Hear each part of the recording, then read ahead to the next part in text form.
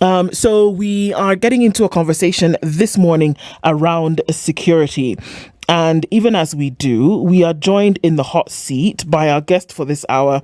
His name is Brian Omondi Ongore, and he's a national chairman of the Aegis Stewards Association. And we're talking about securing the country, and he's in the hot seat this morning. Brian, good morning. Good morning to you. How are you doing? I'm very fine. How are you? I'm well, thank you. Why Kenya should involve bouncers in decision making? That's the conversation that we're having this morning, and we're glad to have you here. It will be interesting to see what that will be all about. But before we get into it, CT has a proverb from a different African country every week. So today he's going to share that proverb for the day, and we'd like you to then help us by interpreting the same. Okay. Brian, vipi?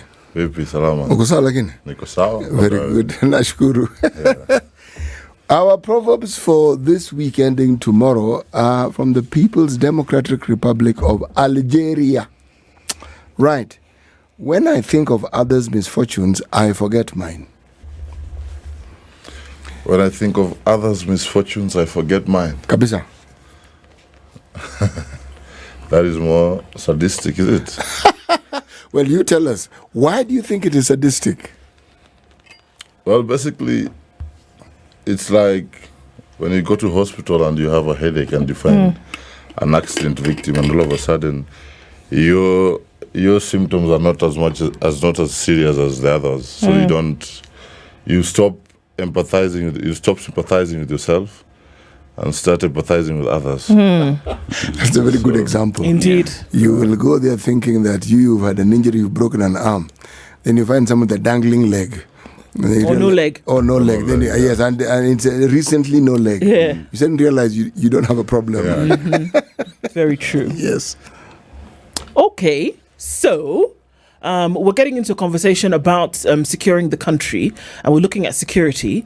And then we're also saying that there is an understanding or a belief that bouncers can actually contribute to this conversation.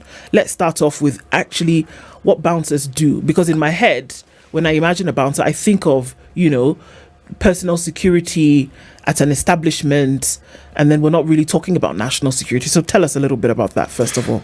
Yeah, first, can we just start by, because the name has everything, and we are trying to rebrand and reinvent ourselves. So we are trying to do away with the name bouncers, and we have introduced a name called Stewards.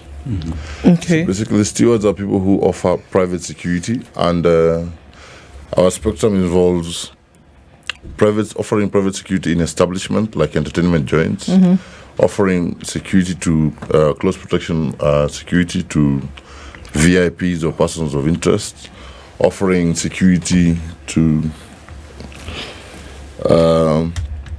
anything that is not directly involved with our main security arms of our security councils, maybe the police and the NIS and the military. Anything apart from that, we do. So it's basically just private security, and then we are not guards. So it's the functions that involve private security, different from guarding or manning property. So it's crowd control, it's VIP protection, it's protection in social establishments, and it's protection for persons of interest. On a private capacity or licensed, regulated, streamlined by government? We have an act of 2016 under PSRA, the Private Regulatory Authority. Private Security Regulatory Authority. Yes. Which was started in 2016. So it is supposed to be regulated, but currently we are about 30% because the government also has not done a pretty good job in matters regulating our industry. They have focused so much on guards. And we insist we are the same family as private security, but we have different roles. So the regulation has not gone to the extent it needs to be. So today, Aseto wants to be a steward. Yes. What do I need? Well, first you need to. And why is sitting? This is the conversation we're having. That you need to have basic entry-level training. Okay. Yeah. And in PSRA, we have what we call a PSRA entry-level 1 training. Basically, it just teaches you the formalities and the the introduction to security. Some of them are public relations, communications, a bit of CQC, close quarter combat, a bit of electrical surveillance, how to use security equipment like metal detectors and walkthroughs and CCTVs and that kind of thing. So you will need a PSRA entry level 1 certificate for you to qualify to be a security steward in the Republic of Kenya. City, where are you laughing? Am I not allowed to laugh? Because I'm just envisioning you, and then I was thinking to myself, right. Bless you. That's what happens when the ancestors didn't get their share. So what we're saying is that then there are certain firms that exist whereby stewards then can be really on for hire. But how then can you ensure that they are streamlined within the regulation that you speak about if it has not been enforced? Yeah, so this is that's why we have the association that I'm the chair in called Aegis Stewards Association. So Aegis Stewards Association it's a conglomeration of companies that are in the industry that provide security for events and provide security for entertainment joints that came together and said, hey, we are guys in the industry, let us regulate ourselves, let us separate the wheat from the chaff. So, like I said, we have a problem with the legal framework. First, in the PSRA Act, we are not defined well. Okay. So we still need to have more amendments with PSRA Act number 2016 so that it helps us as stewards. Initially, we were called bouncers, but we are neither here nor there in terms of the legal framework, in terms of who we are, how society and how members of the public view us in the private sector. So we came together, different companies and members who are actively in the industry, and formed an association that is now helping us to just streamline and to basically just define ourselves and regulate ourselves within the industry. How do you think the public views you? We've had a major challenge in terms of the perception of the public of who we are, because one, when you're doing crowd control, it is essential that you train or you have some form of training. And in most cases, our people are a bit huge than the average human being. And so automatically we are viewed as threats by members of the public. And then it comes with backlash and hate. And then we have some examples where things haven't gone so well in previous events. And so a majority of the public have a negative kind of attitude. Then secondly, it comes with the attitude that most of our people are considered illiterate. So somebody looks at you and just thinks, this is a big, stupid guy, idiot guy. Who we just need him to walk straight and punch anything that comes in his way. Just carry people and throw people away. Where did people get that idea from? I'm just imagining it. Because Brian picking somebody up and tossing them. I mean, yeah. I think the question City has asked, bouncing started in America, and the initial role was in brothels to just help the clients when they are coming, so that when they are a bit overexcited, and in an environment where ladies are, that tends to happen. So they used to control the clients and then throw them outside. Yeah, so there we are. That any bias or any stereotype or any prejudice has an element of truth. Yes. It has a beginning. It has started somewhere. That it didn't just form out of nothing. Yes. There's something that fed it. Yes. So what I am hearing you say, and correct me if I'm wrong, is that the current status is a place where you're trying to disabuse the industry from that initial action that would have given it its label. Yes. Okay. And because society is it reinventing itself, or civilization is becoming more and more? The human being, the roles of security just have mutated and are very different as to what the initial role of the bouncer was in the 17th century or the late 17th century in America, just to throw revelers outside once they got drunk. Now we are acting more like we are doing safety and security. Okay. When you come to an establishment, You might even have a medical issue. You might, for example, choke on food while you're having your dinner. You expect the person who is doing security there to be able to handle that situation and save your life. So when you come, also you're expecting somebody who will assist you or receive you as a security officer to be able to communicate to you where you're supposed to be sitting, what you're supposed to be doing, and so it's now more of a peer role. It's more of let's say it's more. Is it palatable to? Okay, Like an- right, and that's okay. Go That's understandable. It's not for it to Let be him say it's yeah. palatable for. to whom? For to the general well-being of society now. Okay, but that's interesting because when we talk about these biases being formed, and then we talk about somebody who plays a role of a steward in the security sector, the chances of me walking into a place and being sure of my security would be greatly reduced if the person who was standing at the door was 5'4" and weighed 50 kilograms. I wouldn't be secure in my mind that this person was a steward of so that bias has already formed in my head. Yes. That I expect them to look like you. Yes. That I expect that as I'm walking into a place, or that if I've hired security or whatever, that the person will look a certain way, and Yeah. that the demeanor had to be in a certain stance for me to have assurance that security was being maintained and or activated. Yeah. Is that not the kind of person that you look for even when you're forming groups?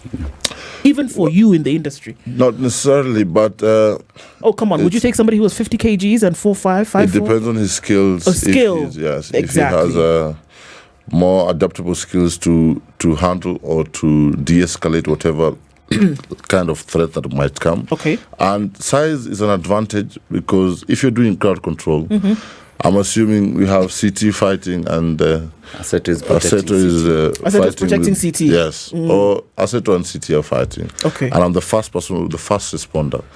I am supposed to be able to calmly remove CT from that environment and take him to a separate environment from Aseto. If I do not have the physical strength, at that time, you might have the mental strength and have a PhD and have all these theoretical things, but you will not remove CT from that particular situation. Remember, he's aggravated Yes. and his temperament is a bit high. Yes. So you will need to have either the skill that is required, and this is now what we call the use of force continuum, to be able to control CT and remove him and prevent him from causing harm to Aseto, and from prevent him from causing harm to himself and other revelers. So size is an added advantage if you know how to use it. Yes. You know, the need to train someone to embody everything that you have said takes time. Yes. Yes. Okay, let me become theoretical. Since you threw in the word theoretical, if one wanted to go to the basics of understanding this, what does one need to study? So that when they present themselves, because it's like a job opportunity, Yes. they already have certain fundamentals and then they can be taught others. That's question number one. I have a question number two, but I will ask it after this one. Okay. So basically, the question that you will ask, or I would ask, if we leave the government regulation, is: are you able to do your job properly, physically, mentally, and emotionally? And so what qualifies you to do that job? I, for example, am a close protection officer. I currently a level 5 close protection, internationally accredited level 5 close protection officer. This means I'm protecting, for example, personal interest or VIP Aseto. Depending on the risk assessment that he has, if he's a politician or he's a multi-billionaire or he's a corporate manager somewhere, and the environments that he goes to, if there is an imminent threat to his life, am I able to, one, de-escalate the threat, or two, flee from that threat and save his life? If I am a steward in a restaurant or a club, and we have issues of revelers coming, or there's a safety threat, or there's a terror attack, or there is even issues like stampede, where you have an event and a celebrity is coming or a performance is coming and the crowd is overexcited. Am I able to de-escalate and remove everybody and take them to safety? So we go back to what you need. 1, communication skills. Secondly, you must be physically fit. 3, you have to have critical thinking. You have to be able to preempt situations before they happen. You must be able to be very calm, because when everybody else is temperamental and everybody else is in a panic, you are the person who, as a first responder and as a solution to keep them safe, you need to be very stable in your line of thought and very calm. You see, okay. So when we combine all these things, that is why we go to PSRA entry level 1 qualifications. You will have basic units like communication, public relations, and then CQC, which is close quarter combat, just for you to be able to de-escalate. I'm assuming you have an imminent threat who is violent, and you have somebody who is my size. How do I control somebody of my size without causing harm to them, and at the same time preventing them from causing harm to the other people? So CQC, then electrical surveillance, obviously, because these days in the modern world we have digital, we have equipment that are modern equipment. We have metal detectors and walkie-talkies and communications and all these things. So it's a combination of some units that will be able to make you a fit security officer to work in whatever environment that you need to work in. So are we seeing a streamlining of the sector, and then I guess an open invitation of the sector to then be roped into activities whereby the country as a whole needs to realize or then go into more and more private security? Do we see that right now? We need that to happen, and we are requesting and offering or pleading with the government to assist us, first in helping us with the regulation. Secondly, with the legislation, there are some laws and the basic definition of who we are and what we do. And third, the need for us to co-assist each other with government security agencies, because it has not been the case. We are viewed as, is it less human beings? Wait. Why? By whom? Brian, how do you come to that conclusion? Why is it that you are of the view that people who are in your line of work are viewed as lesser human beings? Well, from experiences, even, I will tell you for a fact, no politician in this country ever gets to power without our assistance. And then what happens when they get to power? We are forgotten, we are misused at work, we are neglected, and when somebody has used you and gets to whatever position, they no longer need your services. Then they are assigned a government or police officer, and your story as a close protection officer or a steward who was with him before, when it was most critical, now you've disappeared. Our salaries and our wages are below minimum wage. We are paid, I don't want to curse, but we are paid very meager salary that you cannot survive on.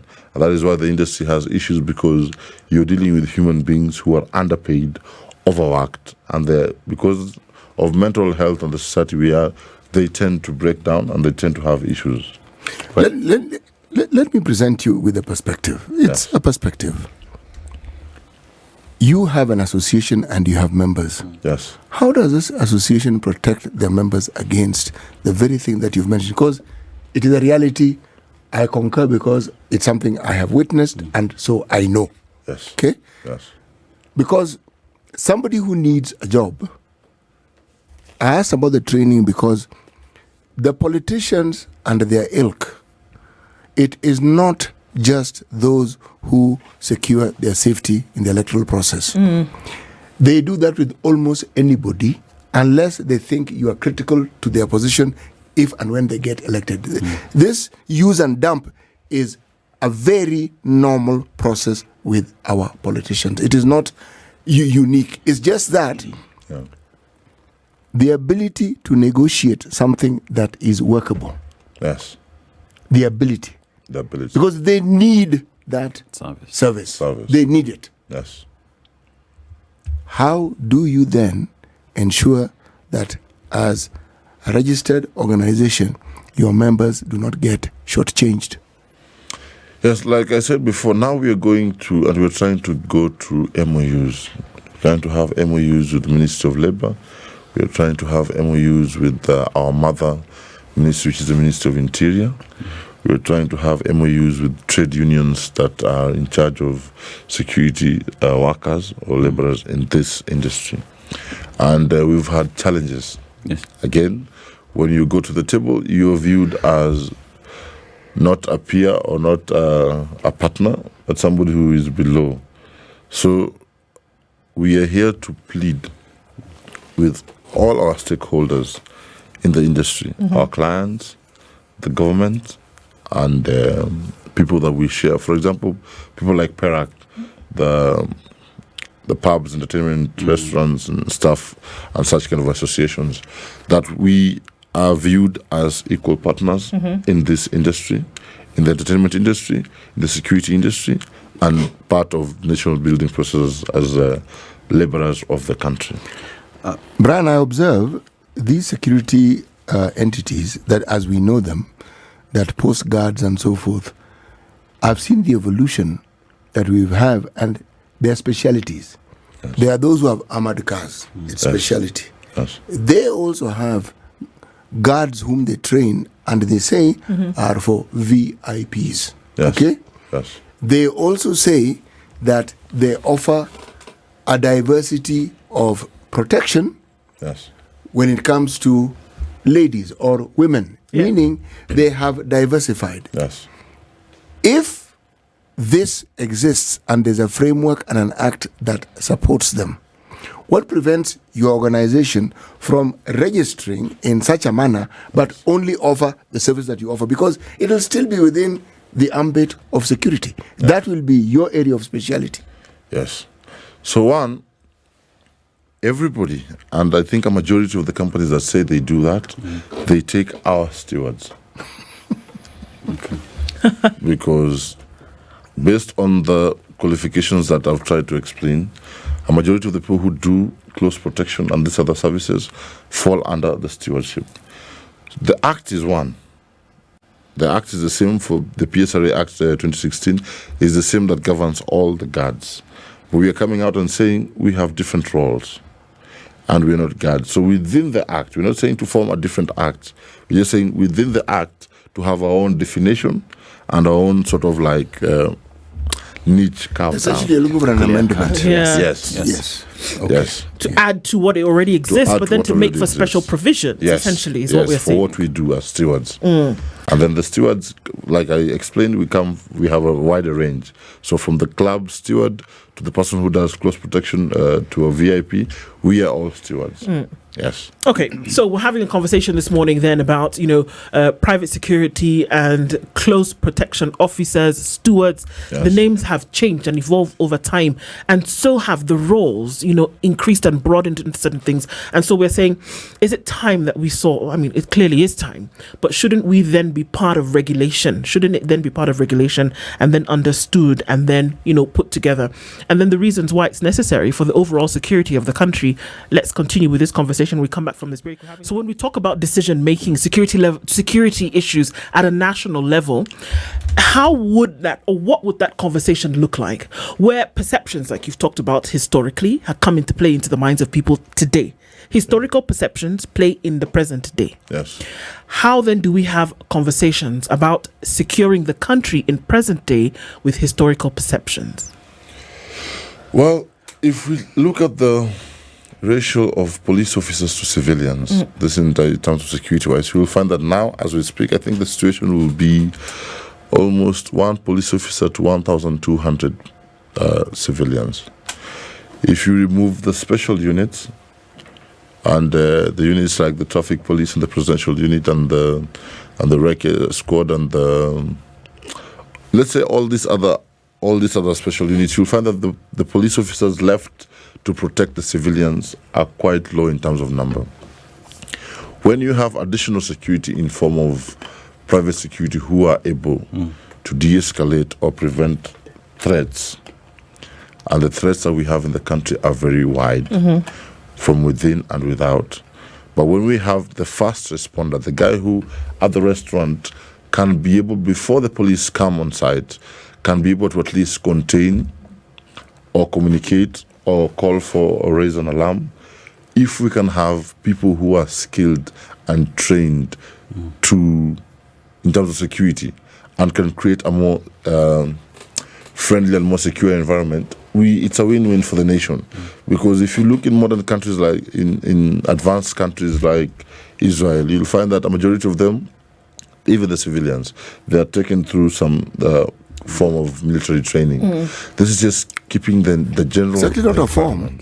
It is a requirement. It is a requirement, and it is actually military training. Yes. And it's 3 years. Yes. So the reason why they do this is just to keep the entire environment and population to become situationally aware of the environment and anything that might happen. And I think if we have this in society, it can reduce the chances of us being vulnerable to attacks. So we come as stewards and we're telling the government, help us in training, help us in legislation and having an act that maybe makes us more useful to society, so that we can have a backup plan. Yeah. So go ahead. So we talk about regulations that already do exist, but there is a need for further implementation, not implementation, amendment of the same, so that you're well defined your roles in this act. But then again, there is also representation through unions. We know Andabwa is chairperson of a body that talks about the private guards, but that goes towards mostly dealing with guards who come in like companies, which is easier to handle. So how would you fit into this representation through these organizations that are related also today? Is Workers' Day. Yes. So first, the association that we have, like we said, we are a group of companies that came together with the same interests and people who work in that industry. So from here now we'll go to the trade unions that are under the security sector, or if necessary, we will form our own trade union within the mother organization, which is Okoh, so that we have our interests within everything that is going on. I think that will cover us well. I think that is the way we will approach this. How critical how critical would that be in terms of negotiating for better terms and even pushing for further amendment of this legislation that you're talking about? It will be very essential and very critical, because that's what we need for the society to grow, for the society to be respected, and for our people to for their roles to be more outlined and more useful to society. I think it will be key. Is there an appetite? Because usually we see that when there is change in society, whether it comes from, a legislative point of view, is that there needs to be either, it's caught on like wildfire, or somebody somewhere is pushing, has seen the importance. Is there a desire, the goodwill to actually see that this is streamlined? Because it seems that would be one of the recipes that you would need then for the implementation that is being sought. Yes, I think it is us who are in the industry to just maybe, for example, go to our legislators, the members of parliament, and push the agenda. Because if you don't speak for yourself, I don't think somebody can just come from nowhere and try to channel your interests to the public, because what do they gain? And we know we are in a capitalist state where it is everybody looking for their stomachs. So it is us to basically rally and go to our members of parliament and tell them, hey, this is something that also affects you as our clients. So we need you guys to push this for us. Make for us an amendment in the act that stipulates that we are stewards and these are our roles, and that we need to be as useful as possible to the Kenyan security space. Yeah. What's the size of the membership? The private security sector employs almost 800,000. This is inclusive of, I think by last year it was 800 to 1.3 million. Okay. That is inclusive of guards. Our own people in the industry, in the entire country, we are around 450,000. The membership is quite new because the association just formed almost 3 years ago. And so we're trying to rally. So for now, we have around 3,500 people, and we're continuing to do recruitment across the counties. What are you registered as? We are registered as an association, the Security Association. Okay. Yes. And under such a registration, what privileges, powers does it give you? And there must be disadvantages, but what are the benefits of that specific type of registration?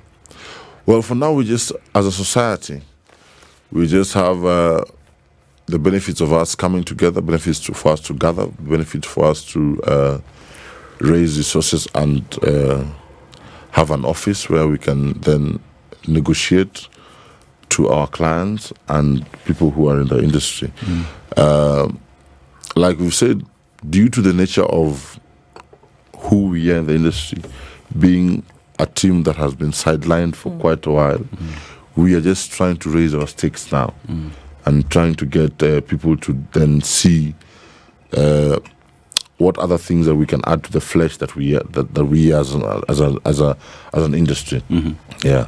Where's the place of women who'd want to be stewards in your association? In the sense that their clientels, a woman would want to have a steward who's a woman because they understand them better, or to work together with you to be able to offer this security. So, where does a woman fit in your association, and how are you championing for more women to equally join your association? Well, women are equal partners because actually we will give them an upper hand because the population generally, the ratio of women to men is higher. This will mean that the ratio of, as much as affirmative action is still something that we're working on in Africa, the ratio of clients who are ladies or women that need close protection security or that need stewards is a bit high. So in our association we have women and we encourage women, and we have women in leadership. For example, we have an election this next Tuesday in our association. So we have women amongst us, and we are partnering with other organizations to just empower women and to have them in the industry. The challenge is because it is a male-driven industry due to the strenuous involvement that the security personnel have. So we're just trying to make sure that the women in the industry and more women come on board and they are qualified and they come as partners and not people who are just involved because of the fact that we need gender equality, but actually people who are reliable and can be given clients to protect and will deliver. Yes. So the membership, how many people do you have who were formerly employed in the security sector? Police, army, GSU, what are the other fellows called? APs. etc., etc.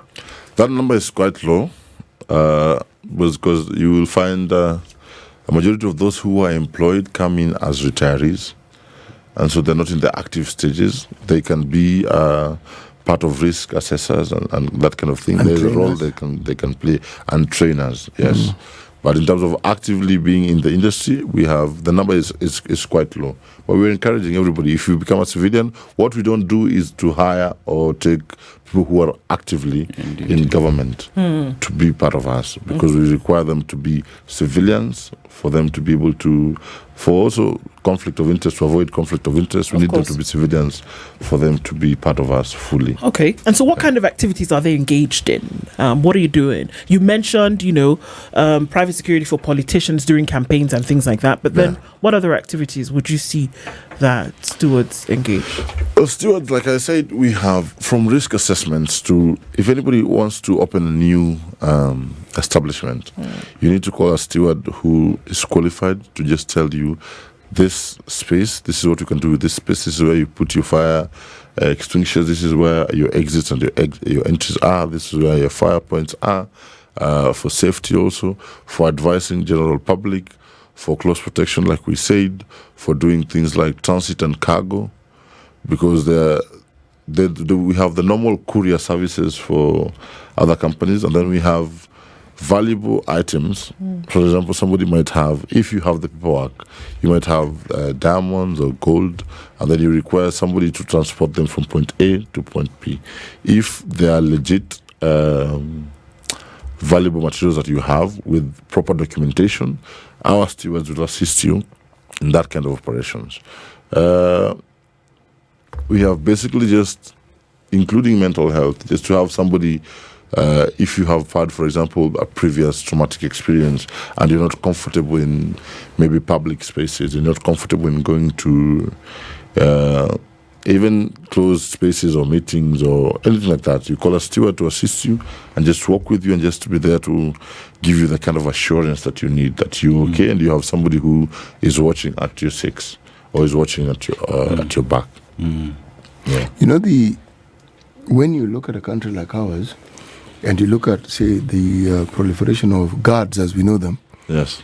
I can remember a time when one hardly saw guards anywhere. Yeah. Yes. This is one of the advantages of age. And I also remember a time when one did not see these high walls that one sees. Yes. And you saw a fence, but it was usually maybe something called kai apple or some shrubbery which formed there. Yeah. And in many instances, you could actually see the compound even as you're walking by. That we now have high walls, and somehow we have a preference for some really serious barbed wire and glass, a preference at the top of it. It tells one of the level of insecurity that people feel. Yes. So it means your industry is a growth industry. Yes. Yes. Because people feel that it is necessary. Now, Yes. if I look at the political arena, one of the things that is like a norm in our politics is violence. Yes. Somebody goes to a rally, somebody disrupts a rally. It's something that, as I said, people have adopted and it seems to be the norm. And in many of these instances, even if you try to do what you said, to try and amicably provide solution, Yes. if you happen to be on the side of somebody who these fellows don't like, the violence will be towards you. Yes. Now, do you offer insurance to your members, or do you get them to understand? Because it is better if it's a group insurance. Let me start again. Are there insurances for people who take on high-risk jobs like yours? Well, like you said, with the increase in population, we have the increase in crime. And because population comes with a higher percentage in the in the citizens who are unemployed, and then we have different behaviors coming up, because human behavioral science also dictates that among 3 or 2 people who are good, they will find one who is Not so good. Not so good. Yeah. so that then increases crime. And with the increase in crime, we have the need for security. And security, like we do in the security stewardship, we offer security. We have what we call depth. Security is offered in layers. So if you're doing a risk assessment, to answer the question that you're doing, that you asked, if I'm doing a risk assessment, for example, for you, first, to you as a client, once I identify the threats, I will be able to provide, it's called depth in layers, I will be able to provide different mitigation strategies from the closest to you, which means a meter to your personal space, all the way to maybe a kilometer from where you stay or your office like this. We will need to have CCTVs, and we need to have guards, and we need to have a safe room in your house or your compound, and the barbed wires, and then the panic buttons and such things. When it comes to now people who are there to protect you from getting that harm to you, how we take care of ourselves, the association is partnering with insurance companies, and we are telling our people, hey, this is a career where, one, it's a short-lived career. Unless you are highly disciplined, then you'll be able to have a long lifespan in the industry because of the physical toll and the psychological toll. You need to take care of yourself pre, during, and post your career. So we are trying to look for insurance companies that are able to understand that we work in high-risk environments. You can do 100% of everything correct. You do a proper risk assessment to say, hey, I'm taking politician CT. At this area, I've already I've planned my convoy. I've planned my my exit routes. I know which hospitals in case he has maybe a diabetic attack or anything. I know who to escalate to. I have a doctor on standby. Everything is in order. And the place where I'm going to, there are police officers. Then as you leave the venue, something happens or you're ambushed.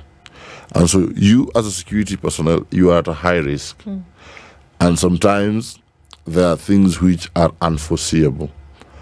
So we are looking for partners in insurance companies and organizations that are able to accept that high risk and create premiums or package, or is it premiums? Yes. Yes. Packages, yes. And packages that are able to fit to us so that we benefit maximally. You know why I asked the question? If I look at, say, some of the protections that are given to people who own cars or people who travel in cars or people who have passenger vehicles, the insurances that cater for all this. Personally, there's something called personal accidents, just for an example, okay? Yes. And it has very many features to it. Yes. Once upon a time, by the time you got to 60, getting health insurance was very difficult. Yes. Now, so long as you have the insurance before you get to a certain age, up to your 80s, 90s, you will be insured. Yes. Meaning, our industry has understood risk and has understood how to mitigate. Yes. Risk. Yes. Often these things depend on sort of numbers. Yes. Now, whether our insurance sector is alert to making sure that this bulge that we have participate in this process because of a lesser risk is a different story. But when you say you are talking to them, how far are you in your talks? Because as you're talking, your work goes on. Yes. And the risks don't go away. Yes. And now that we're heading towards an election, and there's talk that the election could actually be in 2026 and not 2027, yes, the temperatures will rise. And as it rises, the need to engage people in your line of work also increases. Okay, my question, how prepared are you? I'm talking about the insurance factor. Yes. I'm talking about understanding the times we live in and the demand that will come for the services that you people offer. Yes, well, first you have to understand in terms of insurance and the payment of premiums, sometimes it trickles down to individuals. So we have packages that are currently active, which means somebody has looked at, this is what I want to benefit in case incident A or B happens. And that cover is available. Yes, and that cover is available. Yes. And they are able to pay. And then the reason why we're saying we're still in talks, because we're looking for something that covers a wider range of people and how to make the premiums affordable to our people. Because also, majority of our people are low income earners. What's the education level like? Averagely, in the recent years, it was as low as maybe you can get, from standard 1 or standard 8. But now with technology and how the world is advancing, let's give it a KCSE average level, education level. You know, it seems like it's far-flung and it's distance, but there are very many careers that at the time they were started, they didn't make sense. One of them was environmental studies. Yes. For instance, when I went to university, someone doing environmental studies, I was perplexed. Why? What do you mean? Why? What are you going to study? Because what people focused on were, you want to be a teacher, you want to be a nurse, you want to be a lawyer, you want to be all these things. Yeah. We could understand someone was studying forestry, so if that was the environment, it didn't make sense. Yes.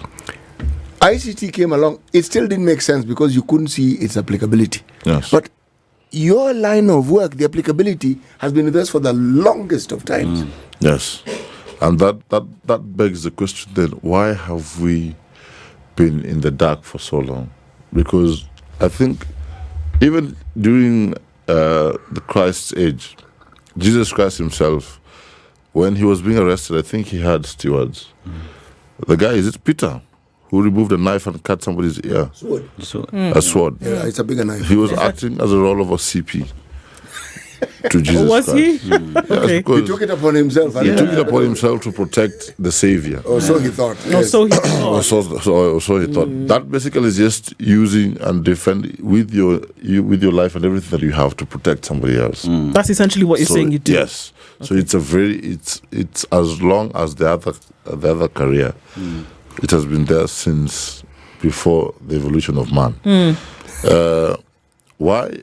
And especially in Africa and in Kenya, it has taken us so long for us to wake up and realize these guys, these stewards, they're very critical to our lives, and they're very important, and they need to be placed at a position where they also. You can't leave it to other people to make that decision. That's why we are doing that. You can't. You actually can't, because Yes. if you refer to politicians, I don't particularly like our politicians, so I rarely speak well of them. They will treat you in the same manner they treat the people who work in their houses and the people who work in their gardens and the people who guard their houses. Same way.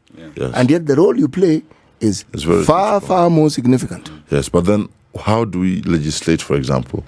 Our people, as much as we know the need and we know our importance, for us to make a bill to come through, we still have to go to the same people. My friend, and tell them. 450,000. Do you know how serious that number is? But you know how hard it is to gather the same people and have one line of thought and say, this is what we're Is doing. there a line of thought that's similar across this 450,000 people? Yes, now that we're waking up, now that we are telling people this is how we have to think for us to survive and for us our interests to be served. Okay. So now it is more of like a wake-up call. And this association, where I'm the chairman and other stakeholders and other directors, we are telling these people, if we don't do this, we are going to be extinct in the next decade or so. How many talk shows have you been to? Quite a number. I'm trying, but not enough. The point I'm trying to make is this. Yes. You have to be visible. Okay. Otherwise, all the negative traits you're attributed to is what will hold in people's minds. Yes. Okay? Yes. People purveyors of violence and Yes. mayhem. Yes. Okay? Now, unless people get to know, and they only get to know if they're told. Yes. And they are told continuously so that they understand it. Okay? How did I meet you? I met you at an event. Yes. Okay? And we got talking. Yes. See? You wouldn't have known I exist if you didn't watch our show. Yes. Precisely. But you are more visible, your people are more visible than I am, because you have to turn on your radio to listen to me. Your people just need to go to an event and you will come across people who are in your line of work. Which Yeah. begs the question then, City, how do we get to you to seek your services? Because that also seems to be a more and blind. Yes, well, apart from the social media pages that we have, Aegis Stewards Association, we have numbers and lines that we can be gotten through. I don't know if we can continue with sharing the numbers. Or Yes, you can. Go ahead. Yes. We have. So 07, this is plus 254 0700 655 920. Or for now, Repeat if it, you, please. plus 254 or the 700 655 920, or you can start with 0700 655 920. Then we have 0784 000 155. These are my direct numbers and numbers at the office that you can be able to communicate to me, and then we can address the issue that we have. Absolutely. We are also in progress of creating a viable. We had a website and social media pages or accounts, and then we are trying to do a more reliable kind of social network so that we can be able to be got it. But if you go to Aegis Stewards Association, you'll be able to get us. I mean, that's the way to get these things out into the open, isn't it? To continue talking about them. Thank you for being here with us this morning, just to be able to, lift the lid on some of these things that we would have made assumptions and, continued with the stereotype, and we said, men in black, and that's where we see them at events. Yeah. But then to have a deeper conversation about what really happens behind the scenes and what we're trying to get streamlined and regulated. So we thank you for doing that with us this morning. Brian Omondi Ongore is the national chairman of the Aegis Stewards Association. We've been talking about why security has to be part of the conversation that we have policy-wise. Thank you so very much. much.